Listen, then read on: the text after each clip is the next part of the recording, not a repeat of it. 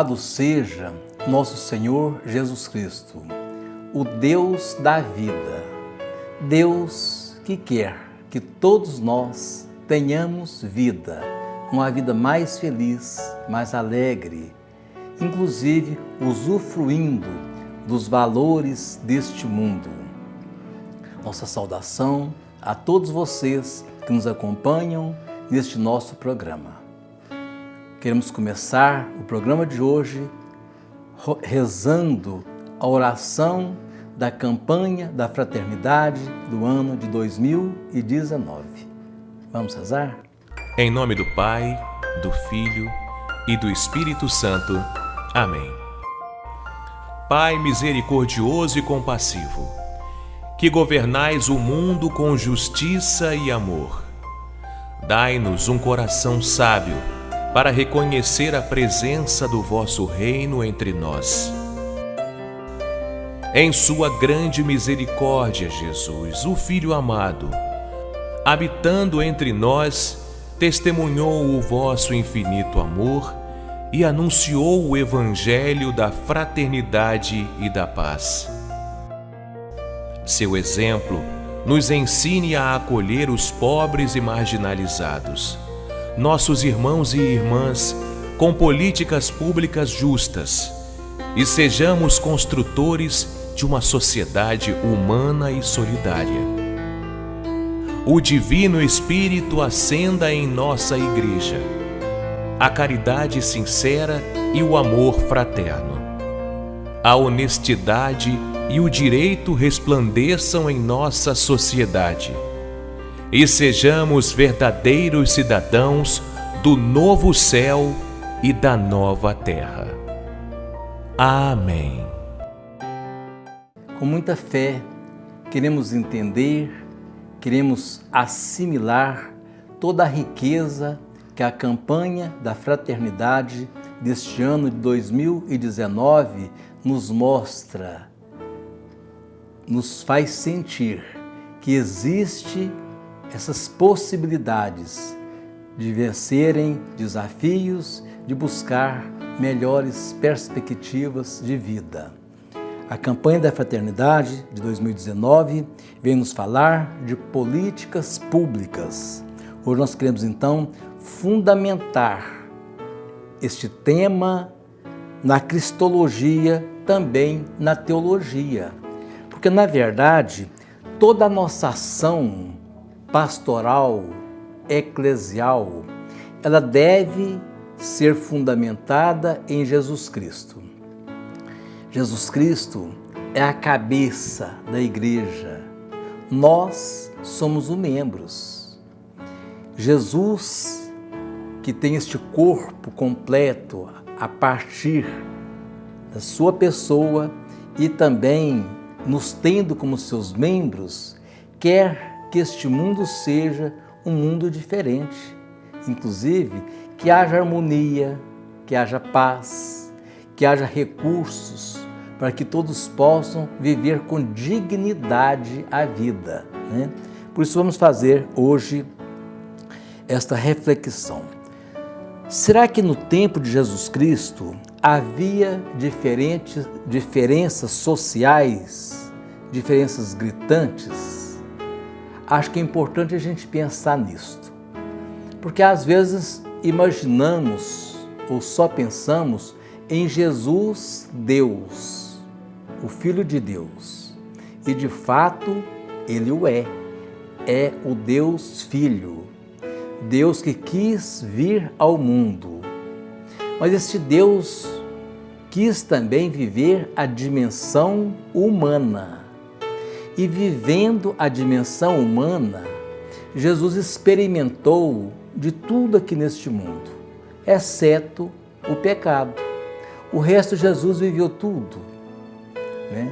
Esses dias, pensando no dia de São José, eu tive analisando e pensando, por exemplo, no nascimento de Jesus.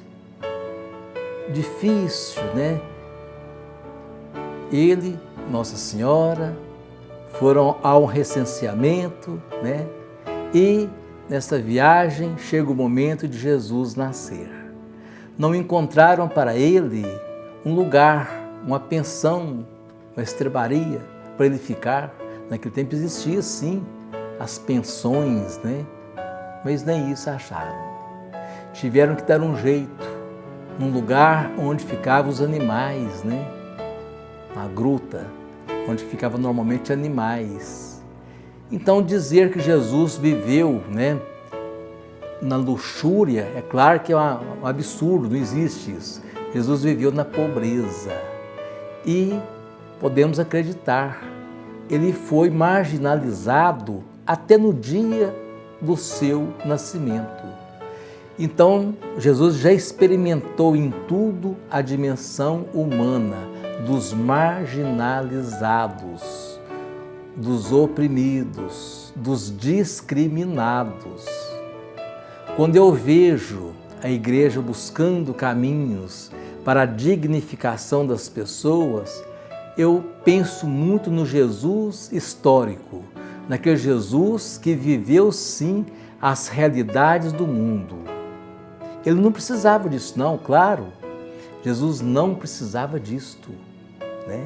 Mas Deus quis assim, Deus Pai quis assim, Jesus viveu assim. Por isso precisamos de entender isso à luz da teologia.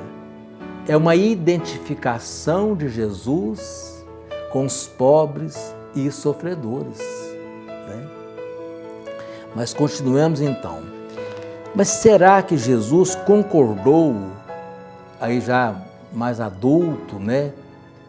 E mesmo na sua vida pública, será que Jesus concordou com a marginalização, com os sofrimentos das pessoas, né? Com o isolamento das pessoas, com os pobres e sofredores? Não, Jesus ficou muito triste com isto, até porque o seu primeiro discurso, segundo São Lucas, está em Lucas capítulo 4, ele anunciou lá naquela sinagoga, naquele sábado, que ele veio para libertar os sofredores, os cegos, os pobres. É a solidariedade de Jesus para com os menores, com os pequenos da sua época. Por isso, até hoje, é evidente que Jesus tem sim muita compaixão para com os sofredores. E aí a campanha da fraternidade entra em foco. Por quê? É porque as pessoas mais pobres, que ganham menos, é claro que precisam mais da política pública, né? Por exemplo, da saúde pública. A pessoa que tem condições já tem os seus recursos, né? Mas as pessoas que têm mais dificuldade precisam sim mais dos serviços públicos, das políticas públicas. E acho importante a gente pensar que política pública é uma coisa, as politicagens que existem é outra coisa. A igreja quer falar de política pública, de caminhos melhores para que as pessoas sejam melhor assistidas. A gente sabe que é um tema complicado, muitos não acreditam, não aceitam, acham que a igreja, que a fé é só uma experiência espiritual, é só para rezar, é só para buscar em Deus as suas ajudas, os seus benefícios.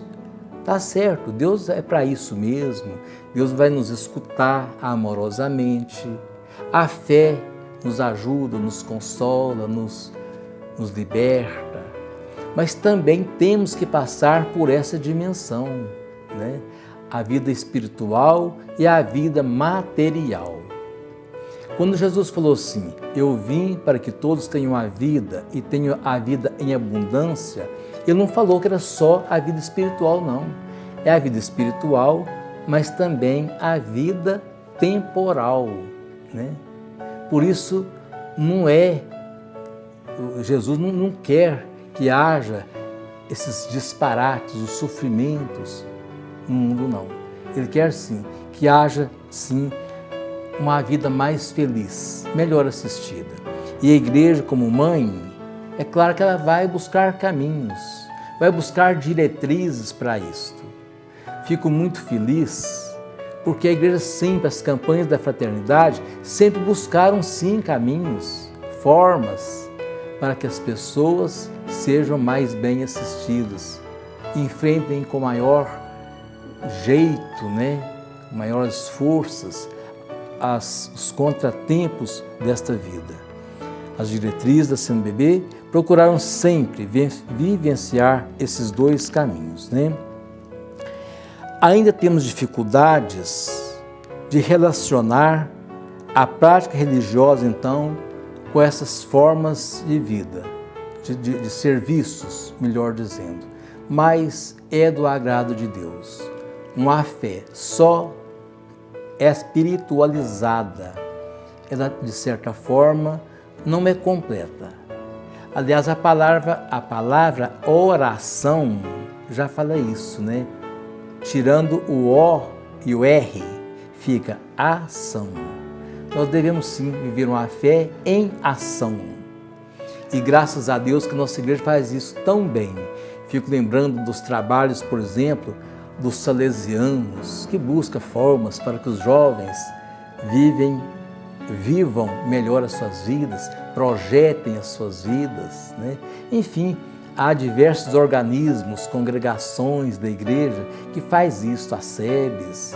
Enfim, há muitos movimentos na igreja preocupados com isso. Os vicentinos, por exemplo, que maravilha, O vicentino, ele vai lá, leva a espiritualidade, ele reza, mas ele se preocupa também com a comida do pobre, com a roupa do pobre, com o remédio para o pobre, com a assistência médica. Está aí, os vicentinos podem ser um grande exemplo de associar a espiritualidade com a ação, Eu lembro muito uma história do padre João Batista Libânio. O padre João Batista Libânio era um teólogo, faleceu há dois anos atrás, mais ou menos.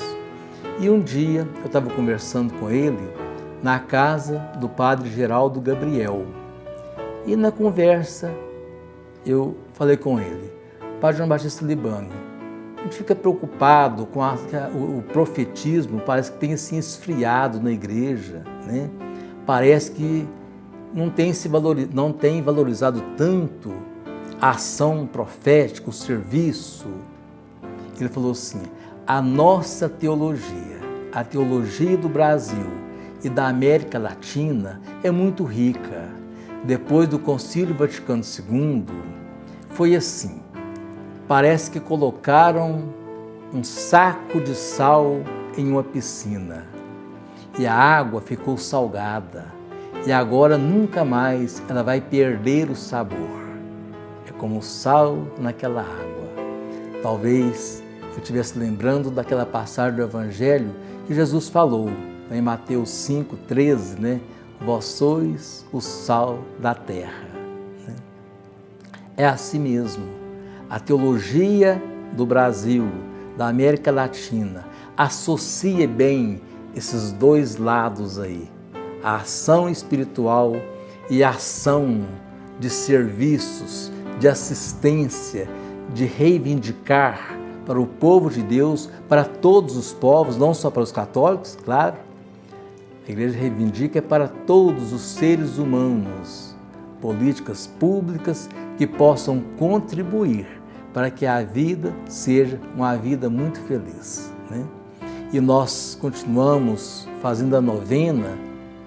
Tenho a impressão que muitas casas, graças a Deus, fazem a novena que a diocese propôs, Tem o livrinho da campanha da fraternidade. Se você ainda não tem, vai aí na sua paróquia, na sede da sua paróquia, compra um livrinho, custa só R$2. R$2, E também aos sábados, aqui em Pará de Minas, o padre Geraldo Gabriel faz a Via Sacra lá naquela estradinha do Cristo Redentor, nas escadas, Na escada do Cristo Redentor. E ele transmite pelas rádios. Então é muito bom acompanhar a Via Sacra da campanha da fraternidade. E para encerrar este nosso programa, nós vamos ouvir o hino oficial da campanha da fraternidade do ano de 2019, que vai nos ajudar ainda mais a entender toda a riqueza desta campanha. Até quarta-feira que vem, se Deus quiser.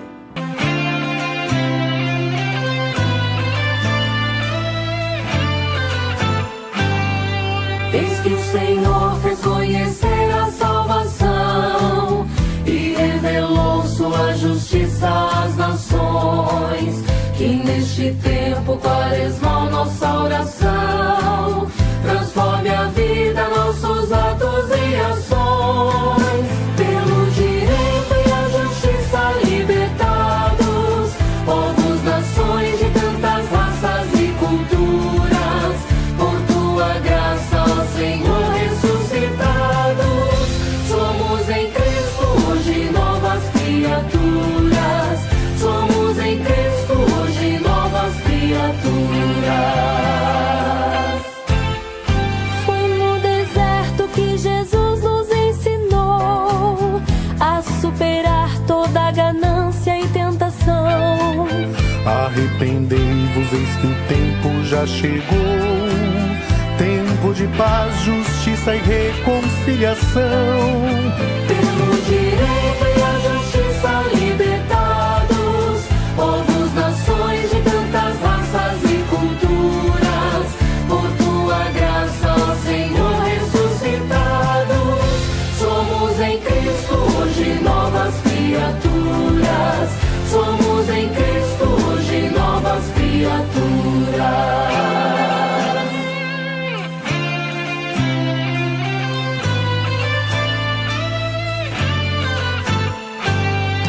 Em Jesus Cristo uma nova aliança quis o Senhor com o seu povo instaurar. Um novo reino de justiça e esperança, fraternidade onde todos têm lugar. Pelo direito e a justiça libertados, povos, nações de tantas raças e culturas, por tua graça, ó Senhor, ressuscitados, somos em Cristo hoje novas criaturas, somos em Cristo hoje novas criaturas. Ser um profeta na atual sociedade, da ação política com fé participar, é o dom de Deus que faz do amor fraternidade.